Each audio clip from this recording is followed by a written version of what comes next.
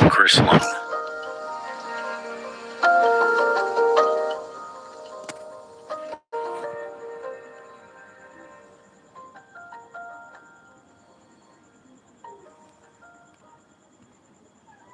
Our destination for this episode is the tumultuous and epic 100 Years' War, a conflict that spanned more than a century and left an indelible mark on the pages of history. We shall embark on a voyage to a time of knights and kings, battles and sieges, honor and treachery, an era that shaped the course of European destiny. Within this tale lies a wealth of intrigue, heroism, and the clash of nations. Fortunately, this is not a tale of bloodshed and sorrow alone. It is also a tale of resilience, innovation, and the endearing human spirit. Picture yourself in 14th century Europe, a time of shifting alliances, territorial disputes, and political intrigue. England and France, two great powers, are locked in a struggle for supremacy. Their ambitions clashing like thunderous storm clouds on the horizon. As we peel back the layers of history, we shall uncover the key players who left their mark on this tumultuous stage. At the dawn of the 14th century, Europe was a continent teeming with change.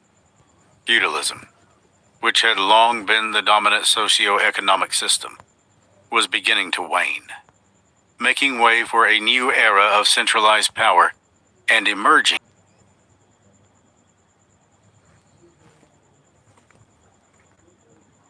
laid claim to the French crown. However, the conflict that ensued was not simply a battle for control over the French throne. It was also a clash of cultures, identities, and rivalries that had simmered beneath the surface for generations.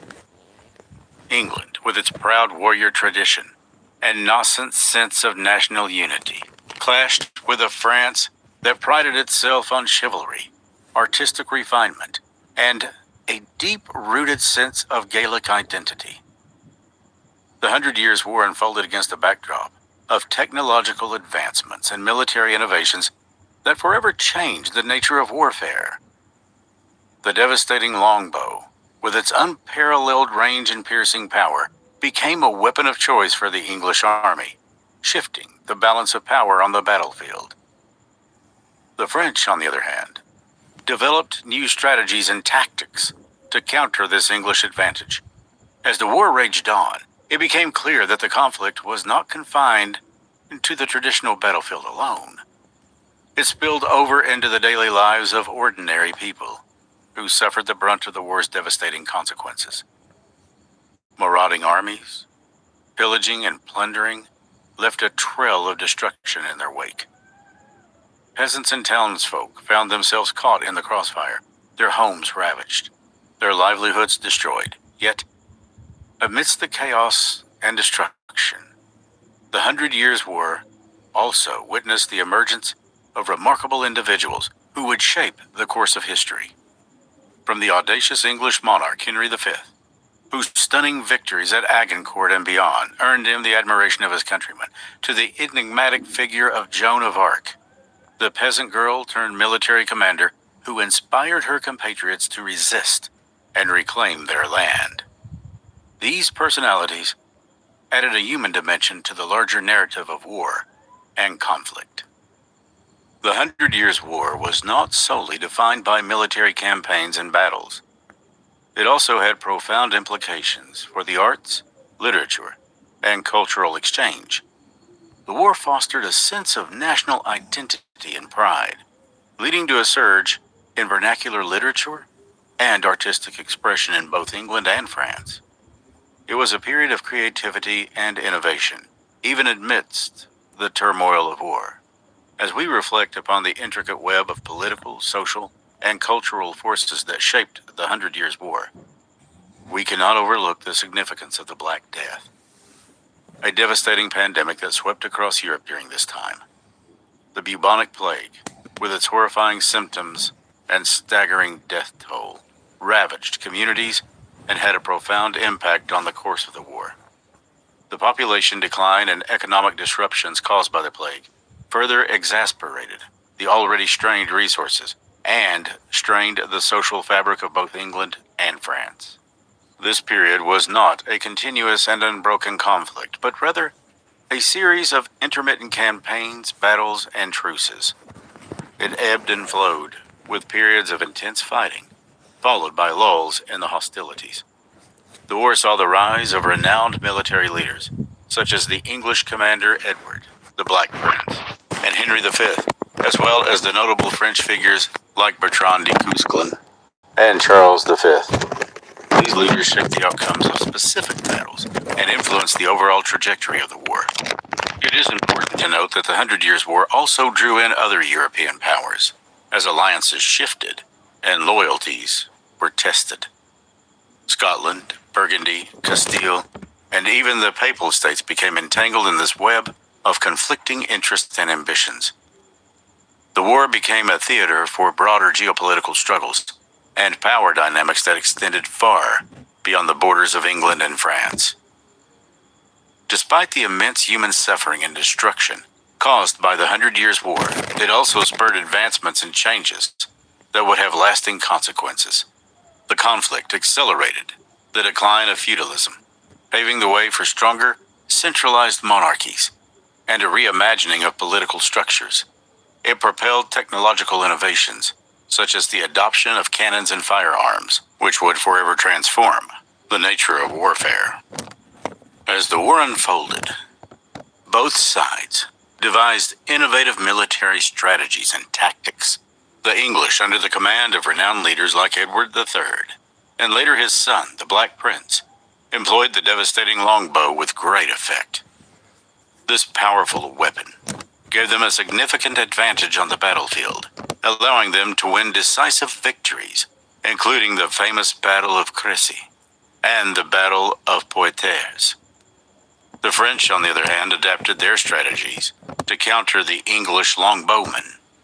Led by figures like Philip IV, John II, and Charles V, they emphasized the use of heavy cavalry and fortified defenses, attempting to withstand the onslaught of the English forces. It was the emergence of a young peasant girl named Joan of Arc that would prove to be a turning point in the war. Joan of Arc's extraordinary journey from a simple village girl to a military leader and a symbol of French resistance captured the imagination of her compatriots. Believing herself to be divinely guided, she rallied French forces, lifted the siege of Orleans, and paved the way for the coronation of Charles VII. Although her capture and subsequent trial led to her execution by the English, Joan's legacy as a national hero endures to this day. Beyond the military engagements, the 100 Years' War had far-reaching political implications. It tested the limits of medieval feudalism and the power dynamics between monarchs, nobles, and their subjects. The war fostered the emergence of strong centralized monarchies, such as England and France, and laid the foundation for the modern nation-state system. It also sparked the development of a sense of national identity and patriotism, as individuals aligned themselves with their respective nations in the struggle for dominance. The toll of war on ordinary people cannot be overlooked. The civilian populations endured the ravages of conflict, facing the horrors of pillaging, destruction, and displacement. Economic systems were disrupted, and societies experienced profound social upheavals. However, amidst the chaos, the war also brought advancements in military technology, diplomacy, and the art of warfare, setting the stage for future conflicts and transformations. 5 remarkable individuals who played pivotal roles during the 100 Years' War require further illumination. These figures shaped the course of the conflict and left an indelible mark on history. The renowned English Prince Edward, also known as the Black Prince, was born in 1330. He was the eldest son of King Edward III and Philippa of Hainault. From a young age, Edward displayed exceptional military prowess, participating in various campaigns alongside his father. The Black Prince's defining moment came in 1356, during the Battle of Poitiers. Leading the English forces, he achieved a stunning victory, capturing the French king John II in the process. This triumph not only solidified Edward's reputation as a brilliant commander, but also dealt a severe blow to French morale. Throughout his military career, the Black Prince became synonymous with chivalry and honorable conduct. However, his actions were not without controversy. The devastating sack of Limoges in 1370, ordered by Edward, tarnished his reputation and raised questions about the brutality of war. Nonetheless, his contributions to the English cause during the 100 Years' War remain undeniably significant. In contrast, Joan of Arc emerged as a charismatic and enigmatic figure on the French side of the conflict. Born in Domremy, France in 1412, Joan experienced divine visions from a young age, which she interpreted as a calling from God to aid France against English domination. Joan's impact on the war cannot be overstated. In 1429, she led the French army to a string of victories, breaking the English siege of Orleans and enabling the coronation of the Dauphin Charles VII as the rightful king. Joan's military successes and unwavering faith inspired the French troops and rekindled hope among the French populace. However, Joan's meteoric rise was followed by a tragic fall. She was captured by the English in 1430, accused of heresy, and subjected to a controversial trial. Despite her staunch defense, she was convicted and burned at the stake in 1431. Joan's martyrdom transformed her into a symbol of French resistance and a national heroine.